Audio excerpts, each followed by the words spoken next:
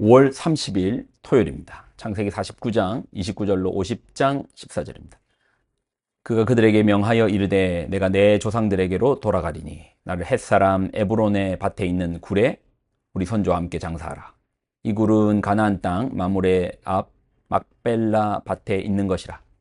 아브라함이 헷사람 에브론에게서 밭과 함께 사서 그의 매장지를 삼았으므로 아브라함과 그의 아내 사라가 거기 장사되었고 이삭과 그의 아내 리브가도 거기 장사되었으며 나도 레아를 그곳에 장사하였노라.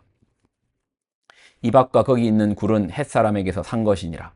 야곱이 아들들에게 명하기를 마치고 그 발을 침상에 모으고 숨을 거두니 그의 백성에게로 돌아갔더라. 요셉이 그의 아버지 얼굴에 구부려 울며 입맞추고 그의 수종들은 의원에게 명하여 아버지의 몸을 향으로 처리하게 하며 의원이 이스라엘에게서 그대로 하되 40일이 걸렸으니 향으로 처리하는 데는 이 날수가 걸림이며 애굽 사람들은 70일 동안 그를 위하여 곡하였더라.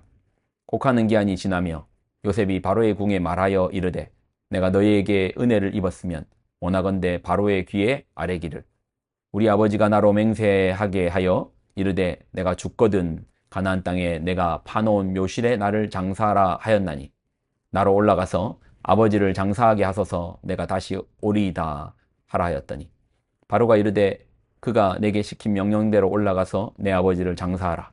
요셉이 자기 아버지를 장사하러 올라가니 바로의 모든 신하와 바로궁의 원로들과 애굽 땅의 모든 원로와 요셉의 온 집과 그의 형제들과 그의 아버지의 집이 그와 함께 올라가고 그들의 어린아이들과 양떼와 소떼만 고센 땅에 남았으며 병거와 기병이 요셉을 따라 올라가니 그때가 심히 컸더라. 그들이 요단강 건너편 아닥 타작마당에 이르러 거기서 크게 울며 애통하며 요셉이 아버지를 위하여 7일 동안 애곡하였더니 그 땅 거민 가나안 백성이 아닷 마당의 애통을 보고 이르되 이는 애굽 사람의 큰 애통이라 하였으므로 그 땅 이름을 아벨미스라임이라 하였으니 곧 요단강 건너편이더라.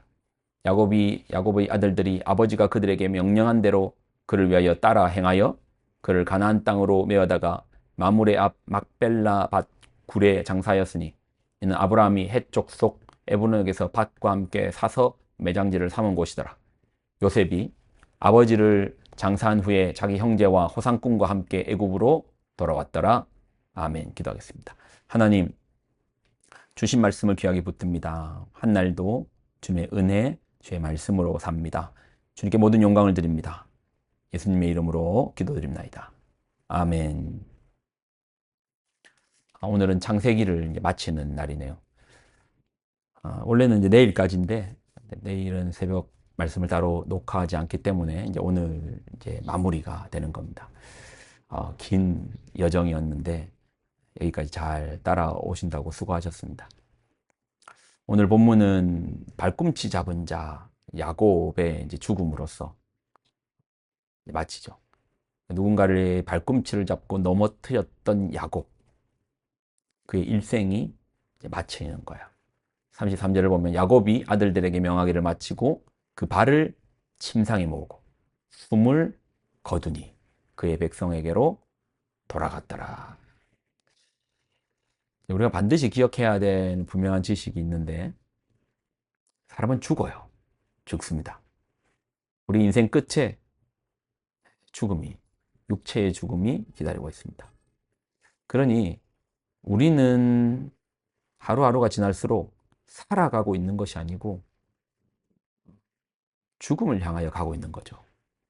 끝에 무엇이 기다리냐에 따라서 달라질 것인데 우리는 살아가는 것이 아니라 죽음을 향해 가고 있는 겁니다.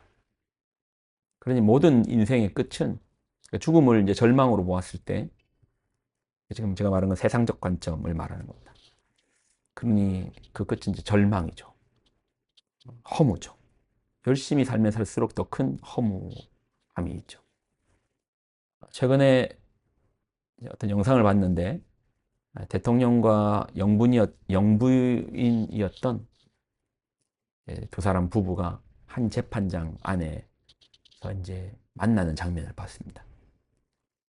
정치적으로 이렇다 저렇다 저는 그렇게 말하고 싶지는 않습니다. 단지 이제 한때 대한민국 최고의 권력을 졌던 부부지 않습니까? 남편은 대통령이고 아내는 영부인. 그러니 세상에 뭐 우리 적어도 대한민국 안에서는 그 부부만큼의 권력을 쥔 자들은 없었을 겁니다. 근데 이 부부가요, 어떻게 서로 얼굴도 바라보지 못하는 거예요. 아내는 고개를 숙이고 있고 남편은 힐끔힐끔 보는 겁니다. 뭐 저는 모르겠어요. 그 장면을 봤을 때는 좀 서글퍼 보이더라고요. 어떻게 하다가 서로가 얼굴도 바라보지 못하고 이 재판장에 있나. 참 권력이라는 것이 무상하다. 한때는 대한민국에서 최고의 권력을 쥐고 있어서 사람들이 문지방이 닳도록 그분들을 찾아다녔을 건데 지금은 자신의 이름으로도 불리지 못하고 수감번호를 달고 죄수의 신분으로 재판석에 있는 겁니다. 무엇을 위해서 이렇게 열심히 산 건가 생각해보세요. 대통령까지 가려면 모르긴 몰라도 보통 사람보다 몇 배 노력했을 거잖아요. 그러면 대통령 그냥 됩니까? 전 국민의 투표를 받아가지고 거기서 1등을 해야지만 대통령이 되는 거잖아요. 그러니까 뭐 얼마나 노력했겠어요. 근데 그 끝이 감옥이라면 뭘 위해서 저렇게 열심히 살았나. 차라리 좀 덜 열심히 살았으면 좀 덜 열심히 살아서 대통령이 안 됐으면 저 모습이 아니진 않았을까. 그렇게 이제 보면 우리 인생이라는 게 결국 죽음으로 이제 가는 것이라면 도대체 우리가 뭘 위해서 이렇게 열심히 사나 그런 생각도 들죠. 오늘 또 본문을 보면 야곱이요 아들 요셉에게 당부한 사실이 있는데 자신을 가나안 땅 막벨라 굴에 장사해 달랍니다.